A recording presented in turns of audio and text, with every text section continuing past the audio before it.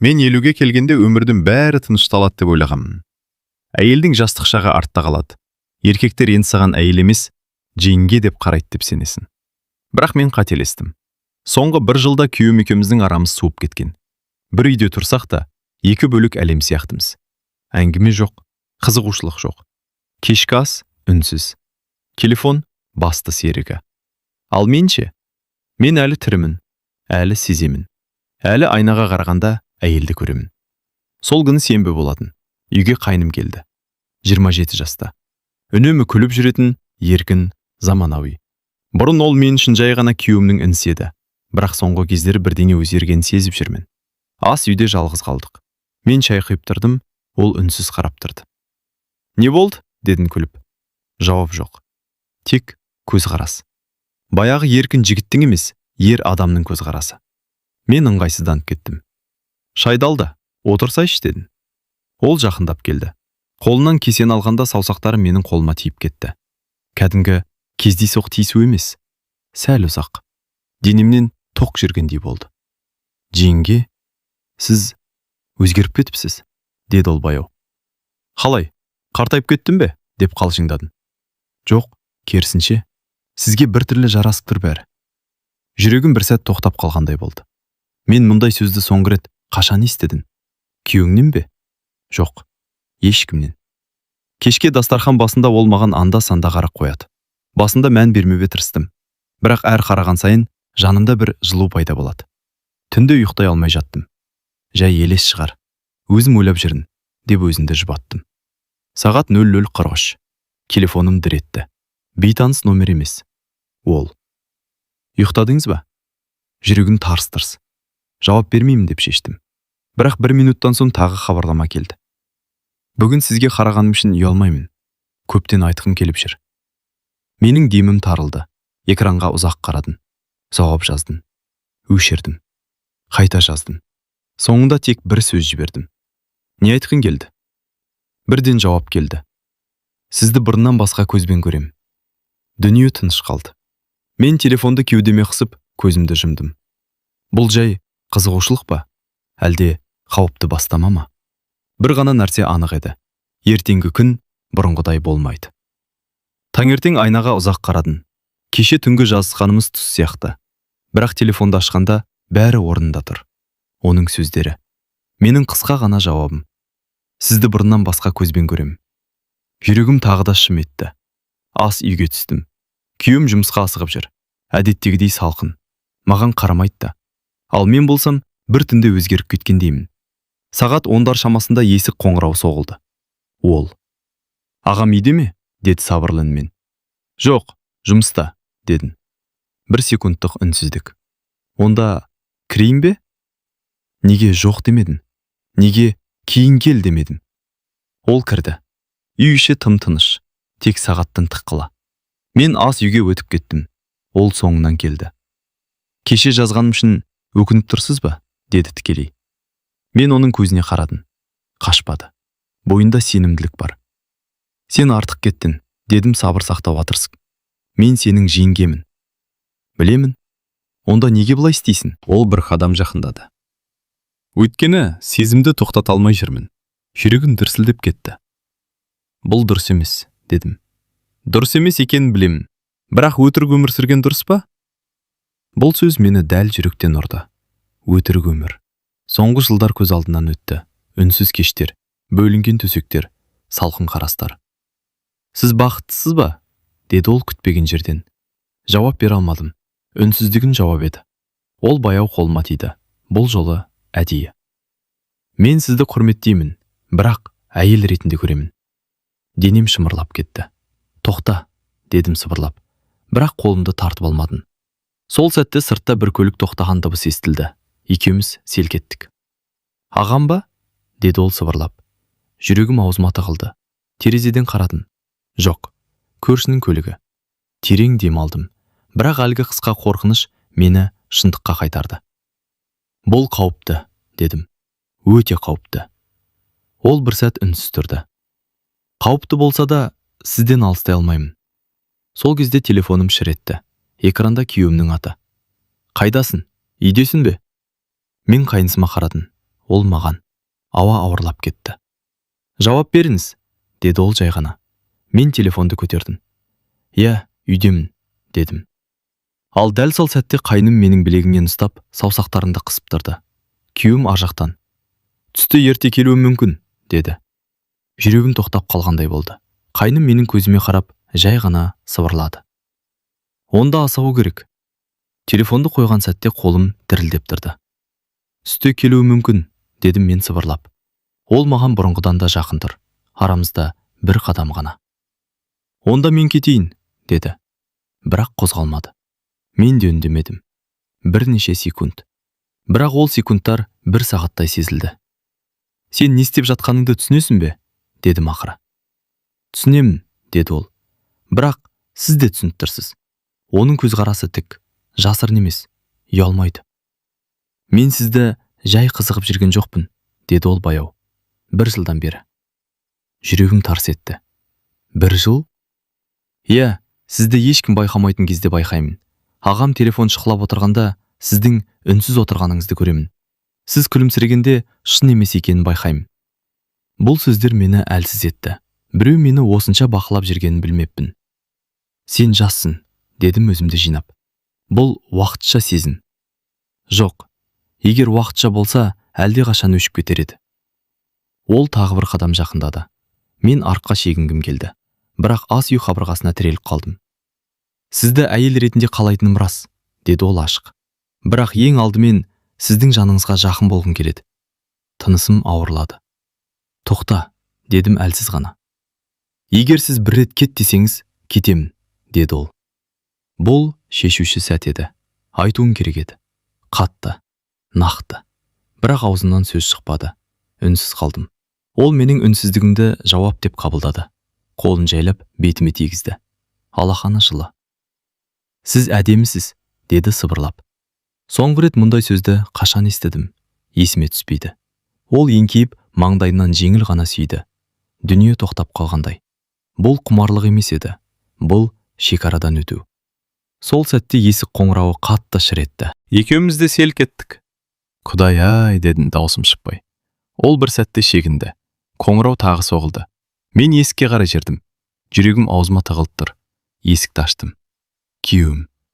Телефонымды ұмытып кетіппін, деді ештеңе сезбегендей. Мен аққа көз тастадым. Қайным қонақ бөлмеде сабырлы қалыпта отыр. Бейне бір ештеңе болмағандай. Күйеуім ішке кірді. Сен әлі осындасың ба? Деді інісіне. Иә ағаң, жол жөнекей соға салдым, деді ол тым-тыныш. Мен ас үйге өтіп кеттім.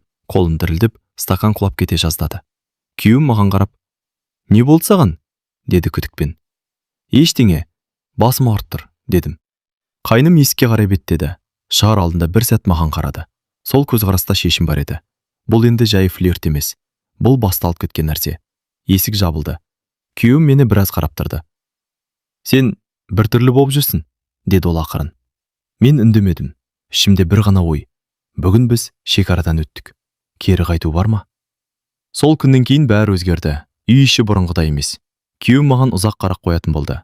Әсіресе телефонымды қолыма алған сайын. Ал ол, қайным, 3 күн хабарласпады. 3 күн. Бірақ дәл сол үнсіздік мені мазалады. 4-ші күні кешке қысқа ғана хабарлама келді. Сөйлесуіміз керек. Бүгін, жалғыз. Жүрегім зу ете қалды. Жауап жазбай ұзақ отырдым. Бірақ кешкісін дүкенге шығам деп үйден шықтым. Сыртта жаңбыр құйып тұр екен. Күздің салқын иісі. Көше бұрышында оның көлігі тұр. Мен жақындағанда есікті ішінен ашты. Отырыңыз, деді қысқа ғана. Көлік ішінде жылы, бірақ ауа ауыр. Бірнеше секунд үнсіз отырдық. Тек жаңбырдың әйнекке соғылған дыбысы. Неге жазбай кеттің? Дедім ақыры. Өйткені сізге қысын жасағын келмеді, деді ол. Бірақ үндемей де жүре алмаймын. Мен терезеге қарадым. Біз не істеп жүрміз? Дедім сыбырлап. Шындықты мойындап жеміз. Бұл шындық емес, бұл қателік. Ол маған бұрылды. Егер қателік болса, неге мені көргенде деміңіз өзгереді? Жауап бере алмадым. Сіз бақытсызсыз, деді ол анық. Мен оны көріп жүрмін. Сен менің өмірімді білмейсің. Білемін. Сіз үнсіз қалғанда бәрін айтасыз. Бұл сөз тағы да жүрегімді дәл тапты. Кенет ол қолымды ұстап алды. Бұл жолы мен тартпадым. Мен сізді біреуден тартып алғым келмейді, деді ол. Бірақ сіз өзіңізді жоғалтып барасыз. Көзіме жас келді. Жаңбыр сыртта күшейіп кетті. Неге мен? Дедім. Өйткені сіз нағыз әйелсіз. Жасыңыз үшін емес, көзқарасыңыз үшін, тыныштығыңыз үшін, күшіңіз үшін. Мен оны тоқтатқым келді. Бірақ сол сәтте ішімдегі бір бос кеңістік толып жатқандай болды. Ол баяу еңкейіп, бетінен емес, бұл жолы ернінің шетіне жақын тоқтады. Егер тоқта десеңіз, тоқтаймын, деді сыбырлап. Тағы сол шешім, тағы сол үнсіздік. Бірақ бұл жолы мен көзімді жұмдым. Ол ернімнен сүйді, ұзақ емес, бірақ анық. Кері шегінетін шекара сол сәтте бұзылды. Мен демімді әрең алып отырдым. Бұл дұрыс емес, дедім әлсіз. Бірақ шынайы, деді ол. Сол сәтте телефоным шыр етті. Экранда күйеуім. Қайда жүрсің? Дүкен сонша алыс па? Қаным басыма шапты. Мен тез жауап жаздым. Кезек көп. Ол маған қарап отыр. Бұлай жасырын жүре алмаймыз, дедім мен. Онда жасырмайық, деді ол күтпеген батылдықпен. Сен есімнен адастың ба? Дедім шошып. Мен сізді жоғалтқым келмейді. Жаңбыр баяу басылды. Көліктің іші тым-тыныш. Мен есікті аштым. Бүгінгі болған нәрсені ұмытайық, дедім. Әлі кеш емес. Ол ештеңе демеді. Тек соңғы рет. Сіз ұмытқыңыз келсе ұмытыңыз, бірақ мен ұмытпаймын. Мен көліктен түстім. Жаңбырдан кейінгі ауа суық, бірақ ішімде бір от жанып тұр. Үйге кіргенде күйеуім диванда отыр екен. Неге сонша кешіктің? Деді суық дауыспен. Мен оған қарадым. Алғаш рет ішімде кінә мен белгісіз бір батылдық қатар тұрды. Өйткені бүгін біз жай сөзден өтіп кеттік. Енді бұл сезім емес, бұл таңдау алдында тұрған өмір. Жаңбырлы кештен кейін үйдің ауасы өзгеріп кетті. Күйеуім үндемейтін болды. Бірақ оның үнсіздігі бұрынғыдай бос емес еді. Енді ол бақылап жүр. Мен телефонымды үстелге қалдырсам, көзі сонда. Хабарлама келсе, бірден маған қарайды. Ал ол, қайным, 2 күн бойы хабарласпады. Сол тыныштық мені іштен жеп бара жатты. 3-ші күні кешке үйде жалғыз қалдым. Күйеуім іссапарға кеткен. Үй іші тым-тыныш. Сағат 22:17. Телефон жарқ етті. Мен шыдай алмай жүрмін. Жүрегім тағы да шапшаң соға бастады. Жауап жазбауым керек еді, бірақ жаздым. Бұл тоқтауы керек. Бірден жауап келді. Сіз шын тоқтатқыңыз келе ме? Сол сәтте есік қоңырау соғылды. Қаным суып кетті. Түн ортасында кім? Есікті ашсам, ол. Жындысың ба? Дедім сыбырлап. Көріп қалса ше? Ағам қалада жоқ, деді сабырлы. Көршілер бар. Ол ішке кіріп кетті. Соңғы рет сөйлесейік, деді. Үй іші тым қауіпті көрінді. Әр дыбыс үрей. Неге келдің? Дедім ашулы үнмен. Өйткені сізді жоғалтып барам. Бізде ештеңе жоқ. Бар, деді ол қаттақ. Көліктегі сүйісу жай нәрсе емес. Денем шымырлап кетті. Үндеме, дедім. Ол жақындады. Сіз де сездіңіз. Бір сәт үнсіздік. Мен оған қарап тұрмын. Ол маған. Арадағы тартылыс анық. Сол сәтте сыртта біреудің даусы естілді. Көрші әйелдің күлкісі.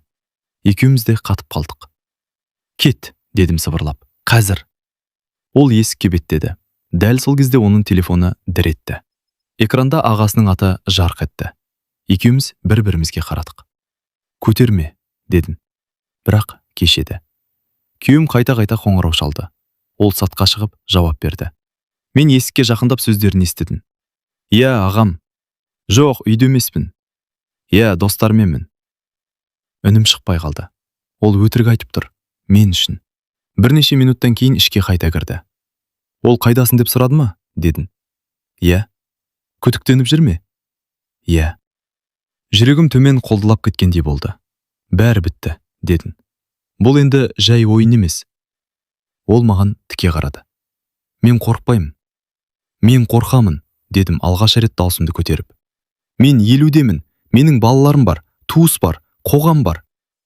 Ал сіздің бақытыңыз ше? Сұрақ ауыр тиді. Дәл сол сәтте менің телефоным шар етті. Хабарлама. Күйеуімнен. Бүгін үйге ертерек қайтам. Күт. Қолым мұздап кетті. Мен қайныма қарадым. Бәрі сезіліп тұр, дедім ақырын. Ол маған жақындап, соңғы рет сыбырлады. Егер ұсталып қалсақ та, мен бас тартпаймын. Ол кетіп қалды. Есік жабылғанда үй іші тым бос болып кетті. Бірақ ішімде дауыл. Сол түні күйеуім үйге ерте келді. Маған ұзақ қарады. Телефоныңды берші, деді кенет. Жүрегім тоқтап қалғандай болды. Неге? Дедім сабыр сақтауға тырысып. Жай, қарайын. Ауа ауырлап кетті. Телефон менің қолымда. Оның көзі менде. Телефон қолында. Күйеуім қарсы алдымда отыр. Бер дедім ғой, деді сабырлы. Бірақ даусы суық. Мен жымиып көріндім. Не болды саған? Сенім жоқ па? Соңғы кезде сен өзгердің, деді ол көзін алмай. Бірдеңе бар. Жүрегім тарс-тұрс. Егер қазір берсем, бәрі бітеді. Бермеу күдікті күшейтеді. Мен экранды аштым. Бақытыма қарай, соңғы жазысуды өшіріп үлгерген едім. Телефонды оған создым. Ол үнсіз қарап отырды. Галерея, хабарламалар, қоңыраулар. Мен демалмай тұрмын. Бір сәтте оның қабағы түйілді. Неге соңғы кезде інім жиі жазатын болды, деді. Қаным басыма шапты. Жай шаруалар шығар, дедім. Түнгі 12-де ме? Сөйтіп, ол байқап жүрген. Сендерде бірдеңе бар ма? Деді тікелей. Жауап беру керек. Қазір. Жоқ, дедім көзін тайдырмай. Ұзақ үнсіздік. Ол телефонымды үстелге қойды. Қараймын, деді жай ғана. Егер бірдеңе білсем, сөйлемін аяқтамады. Бірақ қорқыныш анық еді. Келесі күні таңертең үйде ауа тым ауыр болды. Күйеуім інісіне қоңырау шалды. Кешке кел, сөйлесеміз, деді қысқа. Менің ішімде бір нәрсе үзіліп кеткендей болды. Кешке екеуі қонақ бөлмеде отырды. Мен ас үйде тұрмын. Бірақ сөздері анық естіледі. Соңғы кезде жиі келіп жүрсің, деді күйеуім. Не болды? Деді қайным салқын. Жеңгеңмен сөйлесіп жүрсің бе? Үнсіздік. Менің алақаным теріліп кетті. Иә, сөйлесем, деді ол. Неге? Қалай сөйлесесіңдер? Қалай дегенін? Күйеуім даусын көтерді. Еркек сияқты жауап бер. Тынысын тоқтап қалды. Аға, деді ол сабырлы. Егер бірдеңе сұрағың келсе, тура айт. Ұзақ пауза. Сосын, сен менің әйеліме көз салып жүрсің бе? Жүрегім жарылып кеткендей болды. Үй іші өлі тыныш. Мен есік жаққа жақындадым. Дауыстар анық естіледі. Қайным біраз үнсіз қалды. Сосын жай ғана. Егер солай болса ше? Сол сәтте тарс еткен дыбыс шықты. Күйеуім оны икеріп жіберді. Есімнен адастың ба? Мен жүгіріп кірдім. Екеуі бір-біріне қарсытыр. Тоқтаңдар, дедім айқайлап. Күйеуім маған бұрылды. Сен айт, деді ашумен. Айт шындықты. Бүкіл өмірім сол секундқа сиып кеткендей. Айтсам, бәрі құлайды. Айтпасам, өтірік өмір жалғасады. Қайным маған қарап тұр. Көзінде қорқыныш жоқ. Тек шешім. Мен, дедім. Даусым шықпай қалды. Күйеуім айқайлады. Жауап бер. Мен көзімді жұмдым. Бір секунд. Бір ғана сөз бәрін өзгертеді. Мен, дедім тағы. Екеуінің көзі менде. Қайным тыныш. Күйеуім ашулы. Бұл секундта мен екі өмірдің ортасында тұрдым. Ештеңе болған жоқ, дедім ақыра. Үнсіздік. Қайным маған қарады. Көзінде бір сәттік ауыр реніш жылт етті. Бірақ, дедім даусым дірілдеп. Ол маған сезімін айтты. Бөлме іші жарылғандай болды. Не? Деп күйеуім айқайлады. Мен жасырмаймын, деді қайным бірден. Иә, мен оны ұнатамын. Тарс. Күйеуім жұдырығымен інісін ұрып жіберді. Мен айқайладым. Тоқта! Екеуі жаға жыртысып кетті. Үстел құлап, орындық аударылды. Ол менің әйелім, деп айқайлады күйеуім. Ол зат емес, деп айқайлады қайным. Бұл сөз бәрін өзгертті. Күйеуім тоқтап, маған бұрылды. Сен де соны қалайсың ба? Деді тісін қысып. Мен үндемедім, бірақ үнсіздік жауап еді. Күйеуім артқа шегінді, көзі суып кеткен. Демек, бар екен ғой, деді баяу. Қайным орнынан тұрды. Мен оны мәжбүрлеген жоқпын, деді. Ол да сезеді. Үндеме, деп айқайладым мен. Өйткені бұл шындықты дауыстап айту тым ауыр еді. Сол сәтте есік ашылды. Енем. Ол айқай-шуды естіп кірген. Не болып жатыр? Деді шошып. Үшеуміз үнсіз қалдық. Күйеуім ашумен. Сұра мына екеуінен, деді. Үй ішінде дауыс түсініксіз айқай, көз жасы. Енем маған қарап, ұялмайсың ба? Деді. Бұл сөз мені тіліп өтті. Бір сағат ішінде бәрі белгілі болды. Туыстарға хабар кетті. Телефондар шырылдай бастады. Мен ортада тұрмын. Бір кезде қайным дауыстап айтты. Егер ол менімен кетем десе, мен дайынмын. Бөлме тағы да жарылғандай болды. Күйеуім күліп жіберді. Суық күлкі. Қайда барасың? Елудегі әйелді ме? Бұл сөз жанымды өртеді. Қайным үндемеді. Мен көз жасымды сүрттім. Тоқтаңдар, дедім ақыры. Бұл менің өмірім. Бәрі маған қарады. Иә, ол сезімін айтты. Иә, мен шатастым. Бірақ ешкім мені зат сияқты талқыламайды. Үй іші тыныш. Мен кетемін, дедім. Қайда, деді күйеуім.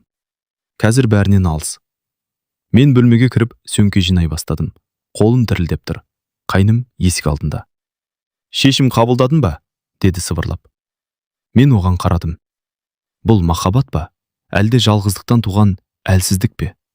Бірақ бір нәрсе анық еді. Бұл үйде мен енді бұрынғы әйел емеспін. Сөмкемді алып есікке беттедім.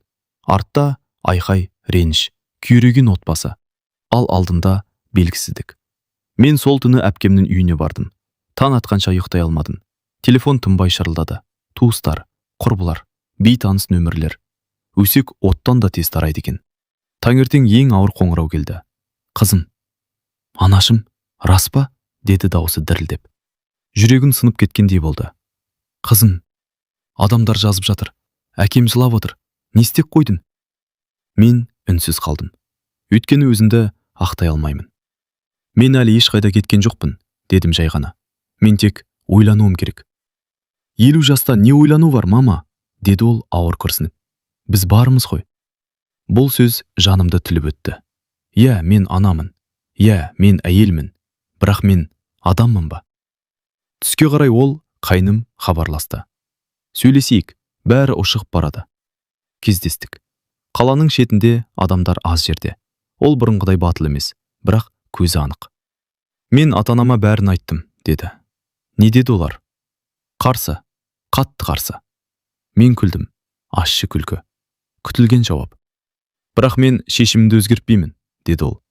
Егер сен келем десең, пәтер жалдаймын, жаңадан бастаймыз. Жаңадан бастау, 50 жаста. Қоғам күлмей ме? Балалар теріс айналмай ма? Сен ойланып тұрсың, деді ол. Өйткені бұл тек сезім емес, бұл өмір. Мен сені ұяттан қорғаймын. Қоғамнан қорғай алмайсың, дедім. Ұзақ үнсіздік. Сен мені шын қалайсың ба? Дедім кенет. Ол бір секунд кідірді. Иә. Жай құмарлық емес пе? Жоқ. Ертең 10 жылдан кейінше? Ол жауап бере алмады. Міне шындық. Мен оның көзінен махаббат көрдім. Бірақ тәжірибе көрмедім. Кешке күйеуім хабарласты. Дауысы бұрынғыдай ашулы емес. Үйге қайт, деді жай ғана. Бәрін ұмытамыз. Ұмыта аласың ба? Дедім. Білмеймін, бірақ сенсіз де болмайды. Бұл сөздерде ауыр еді. Бір жағымда жас жігіттің оттай сезімі, екінші жағымда жылдар бойы бірге тұрған адамның үнсіз тәуелділігі. Мен көше бойымен жалғыз жүріп келемін. Адамдар өз тіршілігімен, ал менің ішінде сот жүріп жатыр. Сол сәтте қайнымнан соңғы хабарлама келді. Бүгін шешім қабылда. Мен дайынмын. Телефон экраны жарық, ал мен екі жолдың ортасында тұрмын. Түн. Қала шамдар алыстан жыпылықтайды. Мен жалғыз отырмын. Телефон қолымда. Екі хабарлама. Бірі, мен дайынмын. Екіншісі, үйге қайт. Бір жүрек, екі тағдыр. Мен 50 жастамын. Бұл жаста әйелге сезім кешіруге болмайды деп ойлайды бәрі. Бұл жаста ұят деген сөз бірінші тұрады. Бірақ сол түнде мен бір нәрсені түсіндім. Мен тек біреудің әйелі немесе біреудің анасы ғана емес екенмін. Мен өз өмір бар адаммын. Мен алдымен қайныммен кездестім. Ол күтіп тұрды, көзінде үміт. Шештің бе, деді. Мен оған ұзақ қарадым. Иә, мен оның қасында өзімді тірі сезіндім. Иә, ол мені әйел ретінде көрді. Иә, менің жүрегім дүрсілдеді. Бірақ бұл сезім шын, дедім баяу. Бірақ бұл бастама ғана, ал өмір ұзақ. Ол үндемеді. Сен мені бүгін жақсы көресің, ертең де мүмкін. Бірақ мен саған ертең ауыр жүк болып қалғым келмейді. Мен олай ойламаймын, деді ол. Қазір ойламайсың. Жаңбыр иісі тағы да ауада. Мен сені бағалаймын, дедім.